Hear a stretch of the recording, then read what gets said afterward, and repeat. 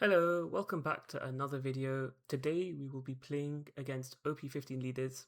We have an amazing game against Enel, Krieg, and Lucy.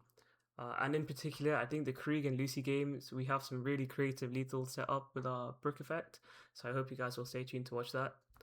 Uh, this is my first time posting 3 games, so yeah, I don't want the video to be too long, so I'll try to not take too long in this intro. And I also go over the deck list again in the outro, anyways. Uh, and also, we're very close to hitting 100 subscribers. So if you enjoy these videos, please do subscribe. I'm having a lot of fun making them, and I feel like there's not much Brook content out right now. So yeah, I hope you guys find these videos informative and entertaining. So just to quickly go over the deck list and some choices I've made, I just want to highlight that I'm playing a lot of 2-ofs in this deck list. I think this deck list is really solid. It's probably my favorite deck list so far. The reason I'm playing a bunch of 2-ofs is because you don't really need to play more with the way this deck functions. Your deck's in your trash anyways, so any card you want, you can just get from your Chopper or your Nami, docking 6. So yeah, you don't really need to. The only cards I play 4-ofs are the cards I want to draw from my deck. So the Nami, the Luffy. Uh, I'm really enjoying this Robin, so I'm playing 4. I think she's really good in the meta right now. Uh, Having a blocker is just amazing, especially since we suffer to early aggression. And so I guess I'll just go over the fact that I only play 1 of these Luffys. I think at most you can play 2. I think it's a really strong card, but you mainly get it off your Nami, so you don't really want it in your hand. And so I think at 1 it does its job. It normally just ends up in my trash, and then I can pull it out with a Nami.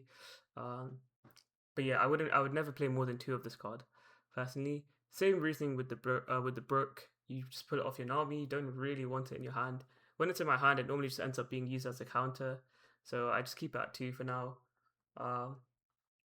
Um, this Nami and this Usopp, I really enjoy both of them. I think the Usopp is great defensively, and I think the Nami is great offensively, because with the Nami you can use it to rest 2 blockers. So it's basically like a pseudo DMG. Whereas this Usopp can be used to rest 2 characters defensively. And so late game, a play I love doing is playing Robin into Usopp and leaving one on active for the Gum Gum Storm. And my opponent just completely malfunctions, because by that point in the game they probably don't have an answer to the Usopp or the Robin or both. Like it's either one or the other or none. And so it just stalls so much. You can effectively absorb up to 4 hits with Usopp blocking 2, Robin blocking 1, and then Gum Gum Storm countering 1. So yeah, I think this is the list I'm playing for today. It's honestly my favorite list so far. And so yeah, I hope you guys enjoy. Okay, so game 1, we're playing against an Enel. So this game, the reason I wanted to show this game specifically is because this is essentially our perfect game against Enel. And when we get our perfect game, which by the way is not hard to get your perfect game with this deck list or with this lead in general, the matchup's genuinely just favored for you. So the Enel matchup is not insanely one-sided. So ideal game is going first and your opponent doesn't see Holy. That's pretty much it. Like, yeah, that's not too, and I guess playing Luffy on Kev, your Nightmare Luffy on your 7th on play. That's pretty much your ideal game. Generally doesn't, like, that's not that crazy, right? Of course, like, seeing Nami is important, Pirate Docking 6, like, all of these cards are very important. But as you see Chopper. Chopper brings out Pirate Docking 6. Pirate Docking brings out Nami to your hand. Like it's so consistent, right? Like it's not like you need like this dream miracle opening hand to play this curve. Um, the only times Enel matchup is unplayable, honestly, is if you're going second, and if they open Ohm into Holy into 6-drop. Like you can just scoop. Honestly, the game is so cooked. Holy just single handedly ruins this entire matchup. Otherwise, it would be so much more playable. It's so sad how one card just ruins the entire matchup. And unfortunately, every Enel is playing 4 of that card now. So right now, all my testing is kind of just going into figuring out how to beat Holy. If you guys have any ideas, let me know, please. Because that card just brings way too much aggression too early, and you can't really deal with it. But otherwise, the matchup feels great. Like you see my opponent opened with 4 vessels. Did you say vassals or vessels? Anyways, he opened with 4 of the little guys. And it's chill. Like none of this stuff matters. Which is why I think this matchup going first is fine. Actually, this was my first video I posted on this channel, which did quite well actually. I was surprised by the reception. And so I definitely want to play more against Enel because this is going to be the most meta relevant deck for sure. Here, I'm just bringing all my pieces to my hand. Very straightforward gameplay. You're finding your Nami, your 8-drop Nami. Sorry about that. As I was saying, you're finding your 7-drop Nami. 7-drop Luffy, your 8-drop Nami. Yeah, pretty straightforward, right? Not much to say at this point. He plays the blocker Enel, but if you guys watched the first video, I mentioned how you should be so happy if your opponent plays this blocker Enel and uses the effect, because he's just discarding a card from his hand. Honestly, like, it's not that big a deal. It's kind of nice, honestly, to see cards go out of his hand. I think Enels are kind of learning this now, so this guy doesn't use the blocker effect, which is definitely the correct play, right? Because it just keeps your hand size big, and he has 4 life. He doesn't really need to block anything right now at this stage of the game. So yeah, it's good to see Enel players not making, like, it's good to see everyone improving, you know? Like, the quality of the games just feels so much better. It's just better testing. So he doesn't use the blocker effect, which I think is correct. I was quite happy to see that because, I don't know, it's just nice to play better quality games. Here, just trying to stay healthy. Similar to, I go over this matchup in more detail in my first video, but essentially your game plan is to try to stay around 3 life if possible when dropping your Nightmare Luffy, which is this turn. Also, I say never to swing into the small guys, but I think swinging into Ohm is actually good because Ohm can minus your card's power and it can bring it into range of his other event cards, like Elthor or the Mamaragan or or the Lightning Dragon. So getting rid of Ohm is actually quite useful. It makes it harder for him to reduce your power. Here he plays another Enel. Honestly, like, at this point, I'm feeling pretty good because he didn't play Holy. Like, it's crazy how one card just ruins the whole matchup, because when he doesn't play Holy, the game feels so fine. Like, it feels so playable. I don't want this channel to just turn into me posting my wins. Like, I definitely want to post losses as well if it's a good game. So I will definitely try to do that. Like, I think my goal for this channel is just to post like the best quality gameplay for like me personally. And I thought this was actually a good game, so I wanted to post it. But like, I definitely don't want to be that channel that only posts his wins. I think that's just like not very authentic. And everyone knows you're only posting your wins. So yeah, if I play any good games and I lose, I will still definitely post those.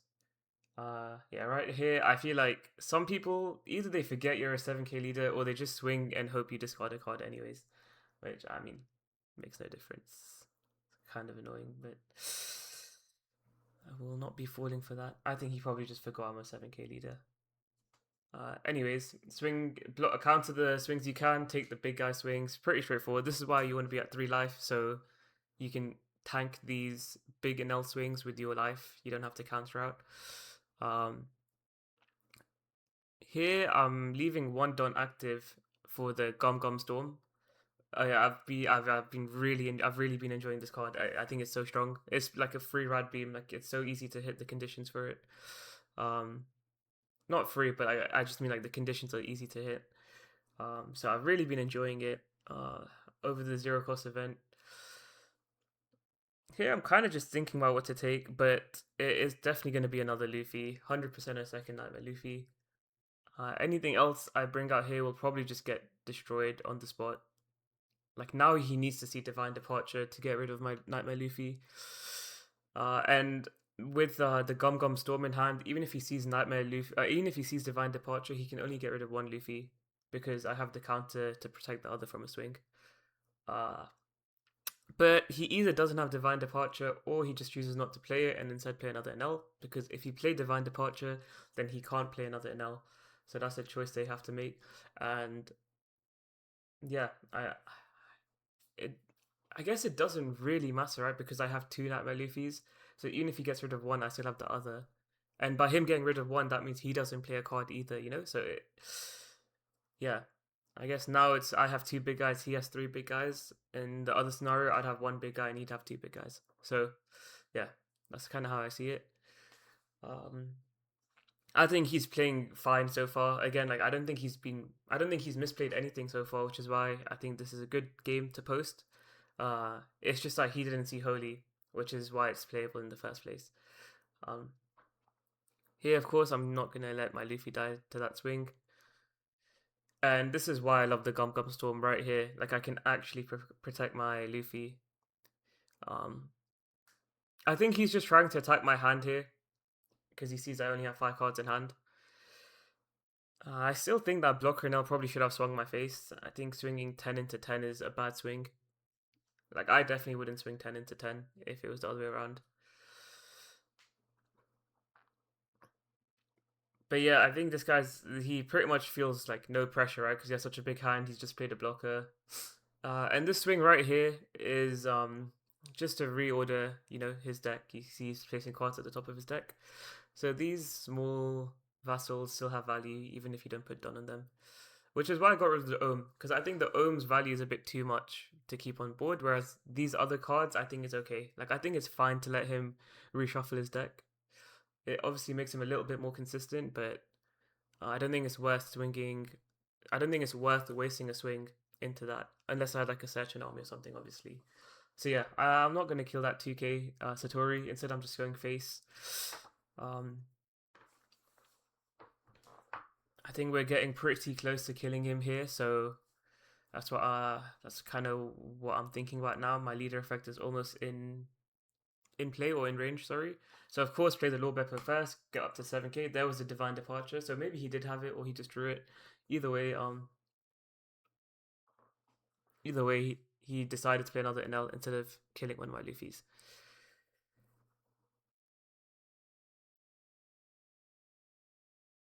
And so yeah, at this point the game feels so good for me. He plays a fourth Enel, so like this guy is, it's not like he low rolled or anything.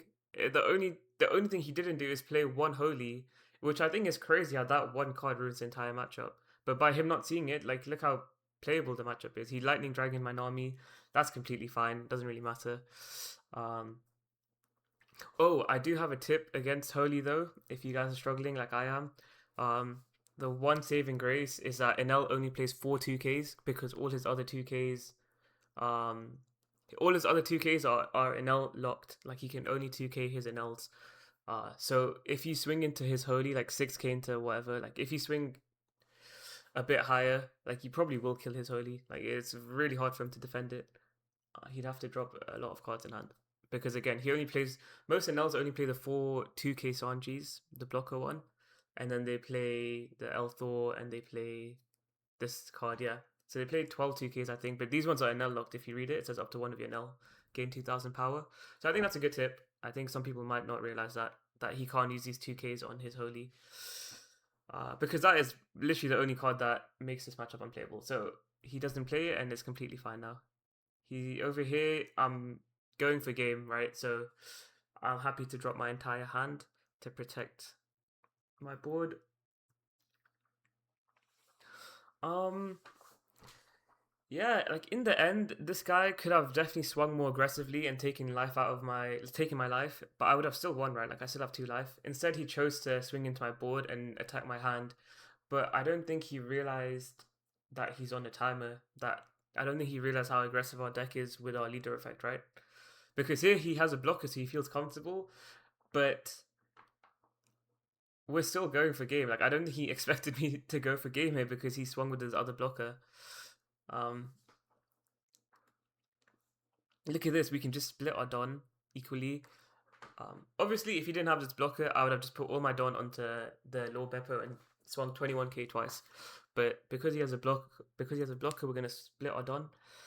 We're gonna go 15, and then we're gonna go 2 16k swings. Was what I thought was the best. He blocks. We're just gonna swing 5. Like at this point, he's completely cooked. Nah, this is just a mathematical win now because he has 4 cards in hand, so he can get plus 10 at most now with 5 cards. And we swing 16. So unless he has a Mama Ragan and he draws stuff, yeah. Okay, so for the second game, we are playing against a Krieg. I haven't posted any games against this leader yet on my channel. So let me know if you want to see more video or like a matchup guide like I did for the other leaders. Um, the reason I haven't done that yet is because I think Krieg is really strong and I think he's a really cool leader, but I think he just falls short of being competitive. Like I don't see this deck as being a massive problem. You know, like I think he's like a solid A tier. I don't think he's an S tier leader by any means. Here I just want to point this out very quickly. You'll see before I get back to talking about Krieg, you'll see I bottom deck 3 Namis. That's actually really important. Because this is probably the only deck in the game where your bottom deck is actually within reach. You know, like you're actually going to draw those cards.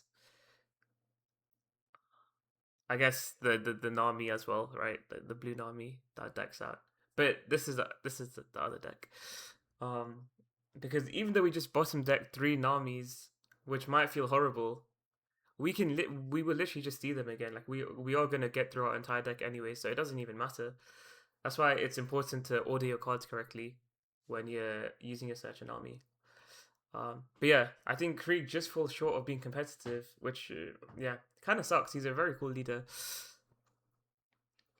I find that the best way to play against Krieg, I guess I can do like a mini guide, is to just play your big cards. Like going wide against this leader feels horrible because all your cards will have -2,000 and maybe even -3,000 power if they have the Shanks out. So you just want to go tall instead of wide, and typically you should be okay. Like I think Krieg is so close to being like a broken deck. I think he's just missing something, you know, like he's missing some draw power, or he's missing like a broken card. He's so close to being really strong. I guess he kind of reminds me of the OP13 red green Luffy. Like they have really strong leader effects, and the deck feels really consistent and strong, but they're just short of being S tier. You know, like they're just like solid A tier. Um, so here I'm thinking about what to get with pirate docking. Uh, I actually end up going with the Nami, which I think a lot of people might find surprising why I went with the Nami instead of the Chopper Zoro. The reason I went with the Nami instead of the Chopper Zoro is because Zoro is just going to get arrested, so that's useless. Chopper, I didn't choose because I already have everything I'm looking for in my hand. And so I decided to go with the Nami because at least with the Nami, I have a body on board, which isn't too relevant in this matchup. Like I said, going wide doesn't really do anything. But it just keeps my it just gives me a body on board and gets me a card in hand, you know. Whereas the chopper would just be a card in hand but no body on board. That's kind of how I viewed it because, like I said, I have everything I'm looking for in my hand, so there's nothing specific I need to search for chopper. Um, because you'll see that I bottom deck my 3 Namis at the start of the game, right? So there's no point getting a chopper because there's no Nami to look for. And And like the biggest reason, which I can't believe I forgot I didn't say this at the start, the reason I picked Nami instead of Chopper, sorry, is to push up the 3 Namis I bottom decked. That's why I was thinking. I recorded these games 2 days ago, so I kind of forgot. But that's why I picked this Nami instead of Chopper, was to push up those Namis I bottom decked. So now instead of being in my bottom 4, they're in my bottom 8. Um, and so now I can literally tell exactly when I'm gonna draw my second army, you know. I saw some arguments saying that the Search army isn't needed in this deck, but honestly, I feel like why would you not play it? It makes the deck so consistent, and the fact that you can organize your bottom deck in a deck that decks out is so important, no? Like, look, I'm gonna mill 4. I'm on 13 cards now. I know the Nami is in my bottom 8, so so my Nami is in my bottom 8. So I know when I draw, I'll be on 12 cards. When I use leader effect, I'll be on 8 cards.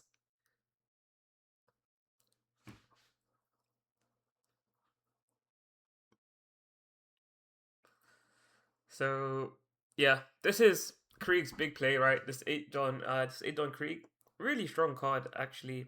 Uh, I'm a big fan of this Krieg deck. I think that's a very cool boss monster. Boss card. Yeah, I think that's a very cool boss card. Yeah, he has 4 cards in hand. Like I think this deck just lacks draw power, you know, because that's so exploitable. Like look how many cards I have in hand. Look how many cards he has in hand. And we both have 2 life. So I think here I'm just trying to think about whether I want to let this docking go or not. I can't remember what I chose, to be honest. I think I should just let it go, but I do have a big hand. And honestly, I do want to play for my board here because he has such a small hand, so swinging into his cards right now is really good for me. So I think I actually probably should counter. Like, use up my hand. Like, what else am I saving these counters for? Ah, yeah, recording games in the past and then commenting over them. This is probably the issue. But unfortunately, I don't have the time right now to play and make the videos on the same day.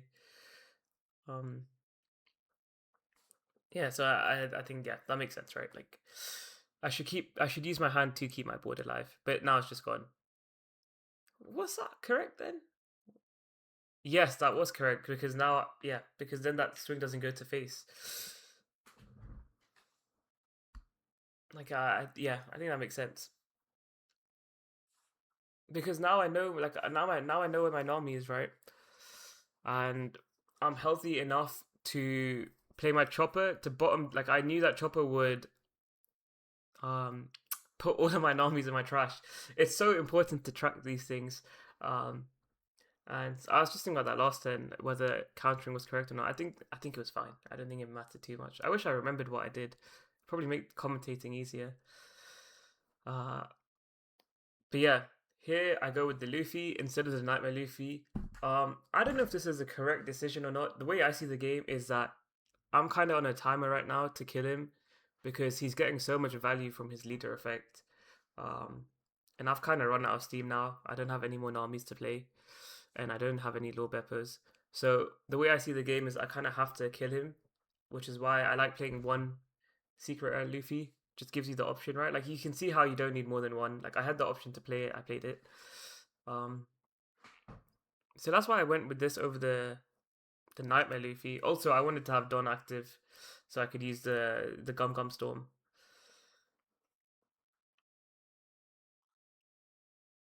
Yeah, so just getting a bunch of cards out of his hand and keeping Don active for the Gum Gum Storm.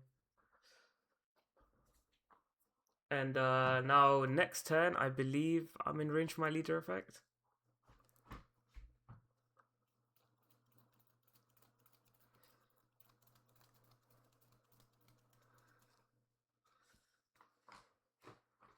I think here my goal is to keep my Luffy alive, which is why I don't counter to protect that Nami. Like, I just want this Luffy to be alive. He's probably gonna, like, the Gum Gum Storm is such a good card. Literally, it's just so good. It makes it so hard for him to get rid of your Nightmare Luffy or your Secret Luffy or any of your cards. Because just like a plus 4k for one card, and your cards are already at such high power, right? Like, Nightmare Luffy's at 10k. Like, it just makes it so hard to get rid of them. Here he plays the Kuro. Yeah, like, this deck is a very cool deck. I enjoy playing against it. But if they had a little bit more draw, I think it'd be very competitive. Here, I think at this point, I think he had to see another Krieg there. Like, that was the only way for him to win. Probably is if he sees another Krieg, right? Because then I think he can clear my board. But he doesn't see the Krieg. I sees Kuro. I guess. Yeah, this is what happens when you like draw power. I don't really see your cards. So here I'm just keeping my board alive. To be fair, he probably thinks he can't lose here, right? Because he has a blocker, and that Kuro freezes my Luffy. So here, like, I think this is such a cool game to post because it really shows what what BROOK can do. Like, you can see my Luffy's frozen. I only have my character. Like, he obviously thinks he's won here. Like, I physically can't go for game. But actually, I can go for game. It's a shame I had to counter with that BROOK. That BROOK would have been so useful here. But I had to use the BROOK to counter. Yeah, here I'm thinking, oh, if only I had that BROOK. Because I could have rested his blocker and then used the BROOK to restart my Luffy. That would have been amazing. But I think I'm also considering using the low Beppo here. But I don't have Nightmare Luffy, so I think I would have just died anyways, and I have no counter in hand. And then I realized I can just use my leader effect to restand my Luffy, and then I can use Gum Gum Storm to buff up my Luffy. So now it's plus 1k, and I still have 4 Don left. So I think this is a really cool lethal.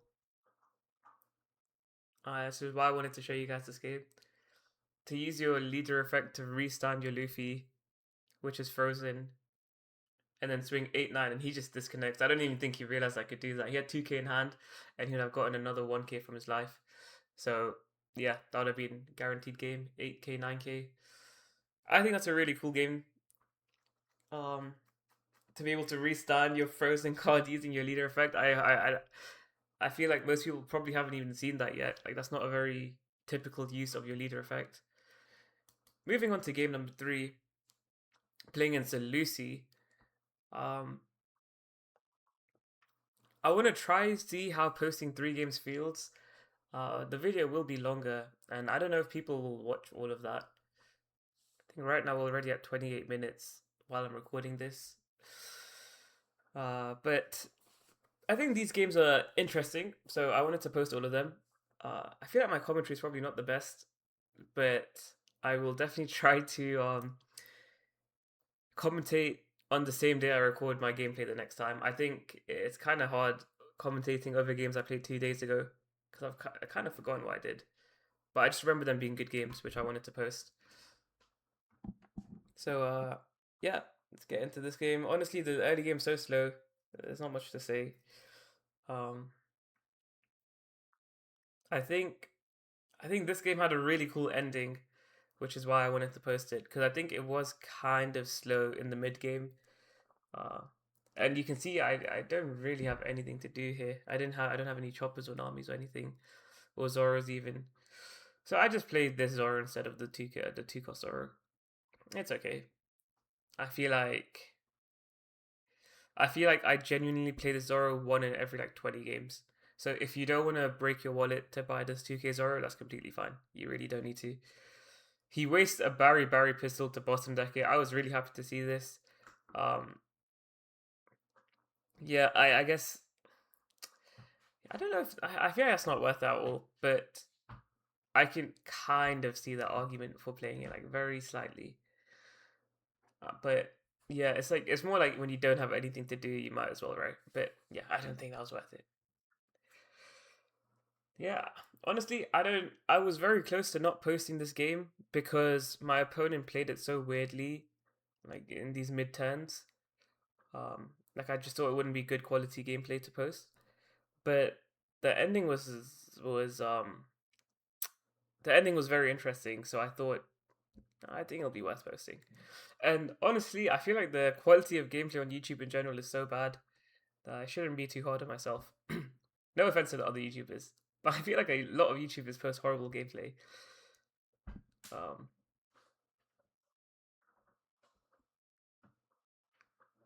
so yeah, here I don't pop the chopper. The reason I don't pop the chopper is because I want to bait him into using his removal on my chopper. But he doesn't fall for it because he doesn't even play a Sabo, which is exactly why I didn't want to post this game in the first place. When I saw him not playing Sabo and Curve, I was like, oh, what's the point? Like, this is just a low roll on his part, right? Like, no one's going to want to watch this. Um, so around here, I was kind of disappointed he didn't play Sabo and Curve because it just ruins, like, the quality of game or the quality of the game. But, that actually ends up being like I don't know. I think I have this problem where when my opponent doesn't play his perfect curve, I tend to like relax a bit and think the game's won, and then I got myself into some trouble, which actually ended up making the game very interesting. So here I play Nami into Nightmare Luffy. Very straightforward lines. Also, shout out to whoever said if you press T, it sorts out your trash. Ever since I read that comment, I've been enjoying playing on the sim so much more because I just reshuffle my trash every single time now I can see all my cards. If you guys didn't know that, if you press T, it organizes your trash for you, so it helps you look for stuff. Um, yeah, I played Nightmare Luffy, but I don't swing with it because if I swing with the sniper Luffy and he plays a Sabo, even though he missed his curve, he'd still be ahead of me and I'd still be losing. So can't get too complacent just because they don't see their perfect curve. But then he doesn't play Sabo again. And at this point, I'm just thinking, yeah, I'm not posting this game, bro. Like, what's the point? 2 turns in a row, he doesn't play Sabo. Like, this is such a low roll on his part. Like, I don't even want to post it. Of course, I'm not going to take those 2 swings. It is kind of dangerous. Like, if I had to take those 2 swings, I would be in trouble for sure. I'd win 0 life, but I didn't have to. Here, I don't play the low Beppo because I'm not going to get the plus 7k, and there's like I'm not going to get enough value to play the low Beppo. But developing a body like low Beppo is kind of nice. So who knows? Maybe I should have just played it on curve. Instead, I'm just going to play this pirate docking. Like, that was my idea for this turn, was just to swing, get cards out of his hand and play pirate docking. To be completely honest, at this point, I already just assumed I won the game, so I get kind of complacent. Like, I'm just trying to finish the game as quick as possible at this point. Like, I don't even think I can lose. Definitely an issue I have, right? Like, when my opponent doesn't see his curve, I just start playing without my brain. But yeah, here, swinging big, just attacking his hand because he's playing, like, he's missed 2 Sabo turns now, right? Like, he's so behind me. I want to just really punish that. So I'm just attacking his hand here. I swing 8, he takes, and then I'm going to play pirate docking to get my Luffy to plus 3k because then I have 30 cards in trash. Remember to always check your trash. And then of course I'm an idiot and I bring out Zoro, which then makes my trash 29, and then my Luffy goes to plus 2k. So it's the thought that counts, you know. Like, I was mindful that I want to make him plus 3k. I just forgot that. Yeah, I've made that mistake so many times, especially with the 8 cost army. Like, you bring out a card and then all of a sudden you're on 29 cards in trash. Not that it mattered, he took the hit anyways. And then here, this is exactly what I'm talking about when I said I got complacent. I just, in my head, I assumed by bringing out the Zoro, my Luffy's safe. He's not safe. Why would he be safe? He can just get fire-fisted anyways. So yeah, this Zoro should have obviously been like a chopper or something. Zoro is actually kind of useless right now. Because I can't even use it as a blocker. Like, what will I block? He's gonna swing with his koala. I'm not gonna block that. So yeah, I think at this point I realized, oh wait, I don't have Nightmare Luffy anymore, and I have 2 life, and he has a massive hand, and he just got rid of my life and Luffy very easily. And I'm actually in some trouble now. So all of a sudden the game becomes quite close. Um, I think around here I'm realizing I've kind of messed up a bit. Maybe I shouldn't have swung with Nightmare Luffy, but it's so hard to not, like, at that point you just never swing, bro. Like, obviously at some point they're gonna sub it, right? So I think swinging is completely fine because I have other cards on the board, and at this point I'm just trying to win the game. Like, he's on a timer because he's so behind. So I think swinging's fine. It just feels really bad that my Nightmare Luffy's gone now. And obviously, every time he does this, he's also developing a blocker, which makes it even harder for me to go for game. There you go. Yeah, sorry, I don't know what just happened. So yeah, that was, he just swings into no, let me block it. Lord Beppo.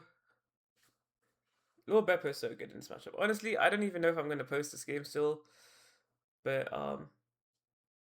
I thought the ending was pretty cool, so I thought I might as well. Like, around this point, the game's actually getting kind of interesting.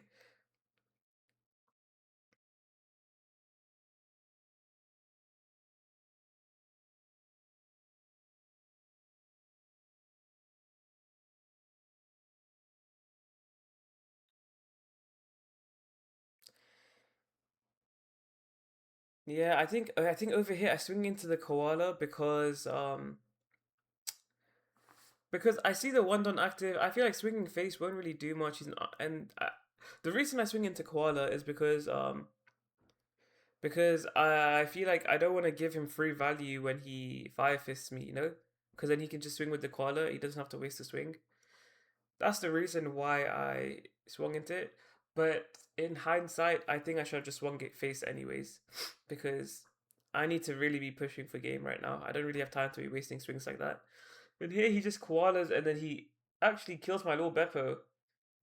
And yeah, I think at this point I'm like, oh shit, I might be cooked. I have clearly underestimated my opponent, and just because he didn't play Starbone Curve, I thought I had won the game. But I guess he doesn't need to play Starbone Curve, he just needs to play Starbow in general. Because now he's played back to back Starbos and he's like clawing his way back into the game, right? Like he's swinging 8 into my Nami. I'm either gonna have to drop 2 cards here to protect it or let it die to make that decision now. Like this is definitely an uncomfortable game. I'm not even like a 9k leader when I low Beppo. And he can. There's no reason why he can't play a third Sabo, right? Like he can still be playing. Just because he didn't play Sabo on curve doesn't mean he doesn't have them. Like his deck draws so many cards. So yeah, I just decided to let my thing go. I still have 2 life. I don't want to be dropping my hand down to. I think I've been 3 cards, 4 cards. I don't know. While I still have 2 life, like it's just silly. I need to like I'm still 7k. I'm still a 7k leader with this little Beppo. So yeah, so I just wanted to keep my hand big as I can and just let him swing into my life. Here I'm swinging 7 into Sabo. This Lord Beppo is doing God's work for me, right? Like, how many games do you get to play back to back Lord Beppos as BROOK? I think Lord Beppo, without a doubt, is a staple in this deck now. Like, I feel pretty comfortable seeing that you can go buy your Lord Beppos now for this deck because at least 2 is needed for sure. Like, I can't see not playing at least 2.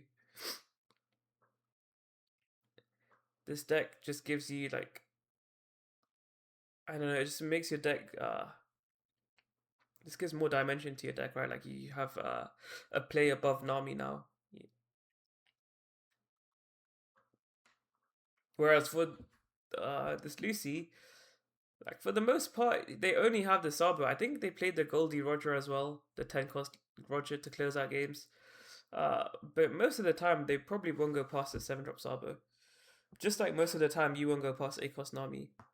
Like these 10 drops are kind of just like if you see them, you see them. Um, so yeah, here he plays a third Sabo. I'm low key like I'm low key just thinking I've lost the game because yeah, plus 3k double attack, and he just played a Rebecca, so that's 3 blockers now. 3 blockers, and now I'm about to drop my hand to protect myself from this double K, or am I? I. Or am I? I don't think I am. Actually, I definitely know I'm not, because why would I protect my life when I'm just going for game next turn anyways? So I will definitely be taking the swing.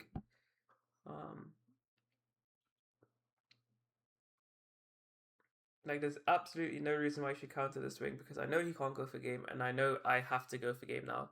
Because, it, like, I guess the argument is, right, like, I have 2 life, I still have an army in hand. So I can still maybe extend this game, like, maybe. I also have a Robin and a Gum Gum Storm. Yeah, so you could argue that I could probably survive another turn, but I think in my head I was thinking that I'm going for game this turn anyways. So, my leader effect's in range now, my deck's thin. So I think I was happy to take those 2 life. And here we're just going for game, so we're just thinking about like the math of how to go for game here. He has 3 blockers, 1 done active. I have 4 swings because I have 2 cards in life. Like, yeah, I could have definitely played the Nami, got a Luffy out, and then, yeah, played 1 more turn. But then I don't know, if he played a 4th Sabo, it might have been cooked. So I think this was the right turn to go for game. He only has 1 done active and he has 6 cards in hand. So I start with a 7k just to try to bait out his event card. Like, he has that 1 drop event card that gives you minus 3k for the turn. That's exactly the one I was trying to bait out, which he uses. Just because it's like good value, right? Like, I kind of see why he has 3 blockers. He probably thinks there's no way he can die. So I see why he would use that, and obviously now my Brook is nowhere near strong because I can't restart my Frankie. It's 4K now. Don't want to waste on doing that. And this is exactly why I love this is exactly why I really like that 4 cost blocker Nami, because I can bring it out using the 8 cost Nami, and now I've just rested 2 blockers, and now he has 1 blocker and 5 cards in hand. So I have a mathematical win because I can double swing 13k with my Law Beppo, and he can only counter. He's gonna have to give me 1 card for this 5k swing, so he has 4 cards left in hand, and even if all 4 of those were 2ks, he can only go up to 13. So double 13, this is a perfect win. And I think ending the game by getting your 8 cost Nami to bring out the 4 cost Nami to rest 2 blockers, I think this was a very beautiful lethal turn, like baiting out that event card with my Frankie or with my docking 6, and then resting his blockers and then getting the perfect lethal. Yeah, hopefully that's worth posting. Honestly, I don't know if people are even going to watch this far into the video, but I thought that ending was quite nice, so I wanted to post this game. Okay, so this is the deck list that we played with this game. I'll just go over it again. The video is getting pretty long, so I will try to make this quick. Yeah, I think as you saw, this Nami came in clutch against Lucy, so very big fan of it.